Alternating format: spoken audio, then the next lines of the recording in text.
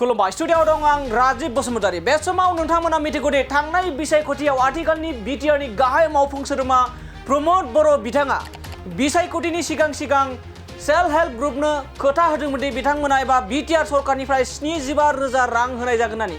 थिग बेबायदि खोथा होनाय बायदिनो मावफुंदों बिटिआरनि गाहाय मावफुं सोद्रोमा प्रमद बर' बिथाङा।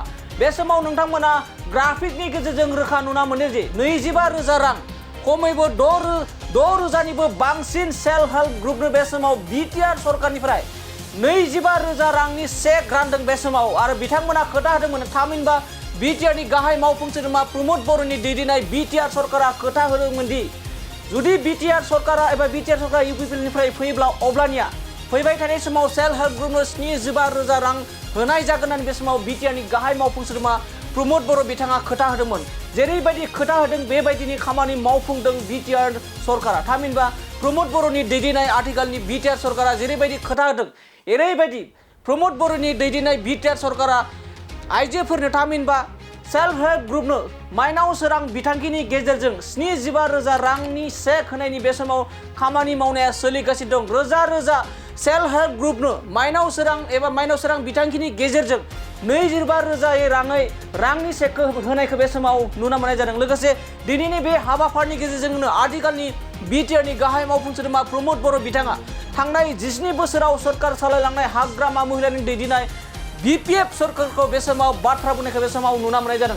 हाग्रामा महिलारिया अरायसम गावनि समाव जालांनाय भायलेन्सखौसो नुबाय थायोबा जायखिजाया गाज्रि थासारिखौसो नुबाय थायो होननानै बे समाव बिटिआरनि गाहाय मावफुं सोद्रोमा प्रमद बर' बिथाङा फोरमायनायखौ नुनो मोननाय जादों। लोगोसे बिटिआरनि गाहाय मावफुं सोद्रोमा प्रमद बर' बिथाङा फोरमायदों दि साननैसोनि उनावनो हाग्रामा महिलारि बिथाङा बिटिआरआव गोबां जौगानाय जाबाय होननानै बिथाङा गावनि खुगानिफ्राय बुंगोननानै बिटिआरनि गाहाय मावफुं सोद्रोमा प्रमद बर' बिथाङा फोरमायदों। बे समाव फिन फोरमायबावदों हाग्रामा महिलारि बिथांनि सायाव फिन आरोबाव बाथ्रा बुंदों बिटिआरनि गाहाय मावफुं सोद्रोमा प्रमद बर' बिथाङा फोरमायदों दि थांनाय गोलाव समाव एबा गावनि सरकार खुंथाय समाव जालांनाय जाथायफोरखौसोल' गोसोआव फैबाय थायो होननानै बे समाव बिटिआरनि गाहाय मावफुं सोद्रोमा प्रमद बर' बिथाङा रोखा बाथ्रा फोरमायदों। बे समाव फिन फोरमायबावदि बिसायख'थिनि सिगां खोथा होनाय बायदि बे समाव बिटिआर सरकारा खोथा होनाय बायदि खामानि मावफुंनायखौ बे समाव नुनो मोननाय जादों। मानो होनना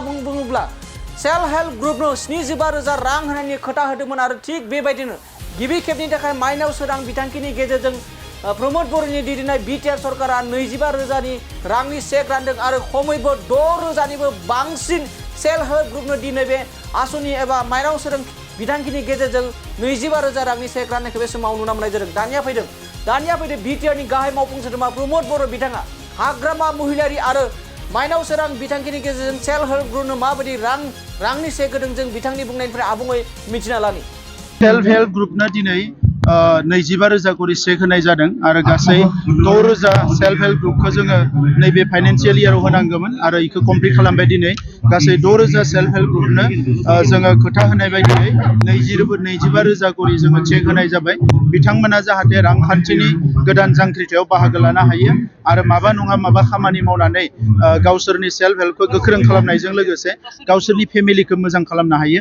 बिनि थाखायनो बिटिआर सरकारा जोङो बे सापर्टखौ बिथांमोननो होदों आरो बेवहाय गासिबो माहारिनि बर'जों लोगोसे असमिया आदिबासि जेसेबां माहारि दङ गासैनिबो सेल्फ हेल्प ग्रुपफोरा बेयाव मोननो हादों आरो बियो गोदान मोनसे रांखान्थि जांख्रिथायाव जोङो आगानसे आवगायलांबावनो हागोन आं बेखौ मिजिंथिदों। गोबां बुंसोलायनाय दङ जे सेल्फ हेल्प ग्रुपनो जिथु 25,000 रां होनो गोनांमोन नाथायबा बेखौ होनो हायाखै होनना दाथ' 6,000 जोङो दा होबाय। बिनि सिगाङाव 3,800 होबाय माने दासिम 9,800 टटेल 9,800 सेल्फ हेल्प ग्रुपनो जोङो 25,000 करि होनाय जाबाय। बेखौथ' नोंथांमोनानो नुदों। जिथु उदालगुरि फैनानै नोंथांनि सायाव अभियोग लाबोदों जिथु फट'ल' मोजां बेबायदि स्थाफो खिन्थु डेभेलपमेन्टनि जेबो खामानि मावनो हाया। दा बेखौ बिथाङा आंजों जिरायबासो मिथिगोन। जोंहा हारसिङैनो 35 फ्लेक्सि प्रग्राम दङ। दा बिथाङा बेफोरखौ नुवा। बिथाङा नुयो गावनि समनि बै जिखिनि भायलेन्स बायदिसिना थासारि बैफोरनि समाव बिथाङा सरकार सालायगासिनो दङमोन। दा दिनैनि समाव जों जे मोजां खामानि मावबाय बेखौ बिथांनि मेगनजों नुवा बारा दिन गैला बिथाङा गावनो बुंगोन जे BTR आव जे जौगानाया फैबाय गोजोना फैबाय गासैबो थासारिया जे सोलायबाय बेखौ साननैसो उनाव गावनो बुंगोन